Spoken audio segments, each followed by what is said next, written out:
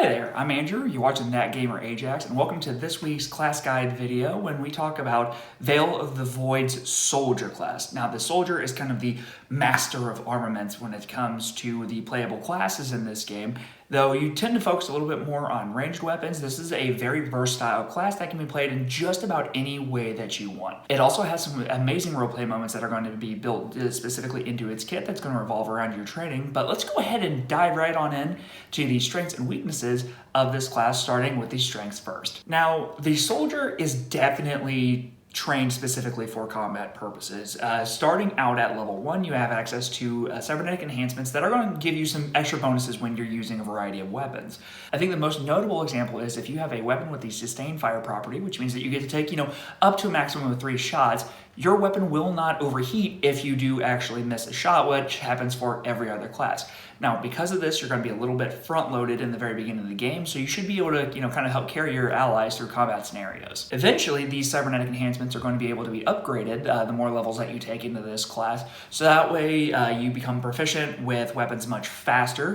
You can do it over the course of 2 sessions rather than the 3 to 5 that it normally takes, and if you go all the way up to the maximum level of this class, you are going to be considered proficient with any kind of non-legendary or unique weapon, which is actually really, really convenient, meaning that you can swap out on the fly. Now, the Soldier class also focuses on taking really, really big shots. This is one of the classes that's able to take multiple attacks in one round, and that can be amplified depending on the type of soldier that you want to play. And eventually, you'll also gain access to a trait called Assassination Strike. Now, what you do during this is that you'll actually line up the perfect shot. You sacrifice all your movement, but when you shoot, you get to automatically crit on an enemy if you hit, meaning that you can do absurd amounts of damage, and on a weaker adversary, there's a chance for you to just outright kill them instantly. Now, a lot like the Fighter in Dungeons & Dragons 5th edition, the Soldier can be an incredibly versatile class depending on how you want to build it.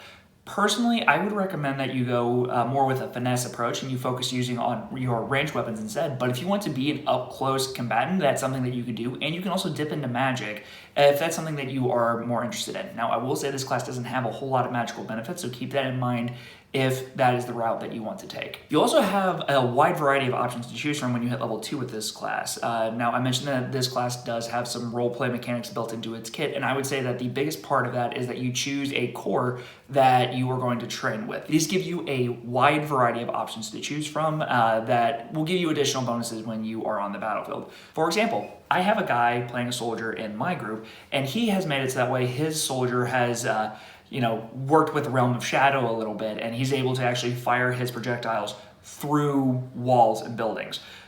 This does make my job a little bit more difficult, but it is really cool when he does it. There are a couple of other options that you're able to do that, you can affect enemies with an ethereal scream and it kind of cripples them for a round, or you can even just shut down magic entirely. Now, let's talk about the specializations for this class. In Veil of the Void, when you hit level 5, you get to choose a specialization for your class, much like when you hit level 3 for most of your martial classes in Dungeons & Dragons 5th edition.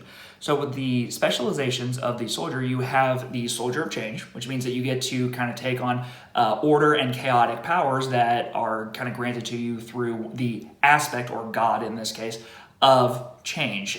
These are really, really random, and you're going to be rolling a lot of dice to be able to consult what you're able to do, but some of them have some really neat effects. You have the Adept Tech, which means that you get a homogenized weapon that you can start kind of absorbing other weapons into, and you're able to start swapping between those in between attacks, giving you even more attacks like what we talked about earlier. And then you have the operator code. This allows you to essentially hack everything, whether it is living or not. You have a special code that you can send out after enemies, and this allows you to get some very, very interesting effects is the easiest way that I can describe it. What I mean is that you can, like shut down an enemy's, armor or something like that so they can't move. You can take over their armor, make them attack an enemy.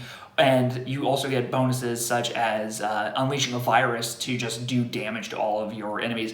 And if they happen to be mechanical, it doubles that damage. Now let's go ahead and talk about some of the weaknesses. I don't think this class has that many drawbacks, but one of the biggest ones is that it does not inherently get magic. So if this is something that you are wanting to kind of dive into a little bit more as you're playing the game, I would highly recommend working with your game master to see ways that you can, implement magic, or you're going to have to take some traits from other classes and sacrifice some of the normal normal like combat bonuses that you get while playing this class. This class also has a decent amount of traits that you have to keep track of in terms of their cooldowns.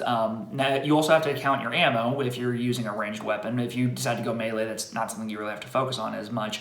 But a good number of your abilities have, between 2 and 4 round cooldowns. So just keep an eye out and make sure that you keep good notes when you are playing this class. And in my personal opinion, I feel like some of the traits, especially when you get to like those mid and higher levels, they do kind of fall off a little bit compared to what some other classes get.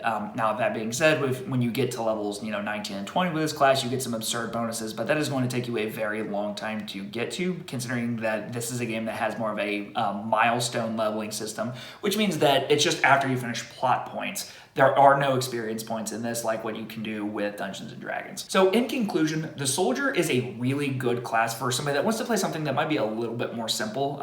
You do have a good number of traits that you're going to have to track the cooldowns on, but this thing is able to hit like an absolute truck. I'm telling you that with the player that I have that's been playing a Soldier, he is just stomping some of these stronger enemies that I throw at him just because of how many bullets he's able to send out at absolutely absurd ranges. This is a class that I would recommend to somebody that doesn't really want to deal with the magic system that is in Veil of the Void. It is a little bit more complicated than what Dungeons & Dragons has, but it does have a lot of benefits. It has some awesome roleplay moments that you can get. And, if you like playing something like the Fighter in Dungeons & Dragons, this is going to be the class for you. So tell me, what does the Soldier class sound like to you? Would this be one that you'd be interested in playing for more of a sci-fi role-playing game? Just, comment below, let me know, and please don't forget to subscribe. It would really, really help out my small channel. I really appreciate it. But until next time, I'll see you then. Bye-bye.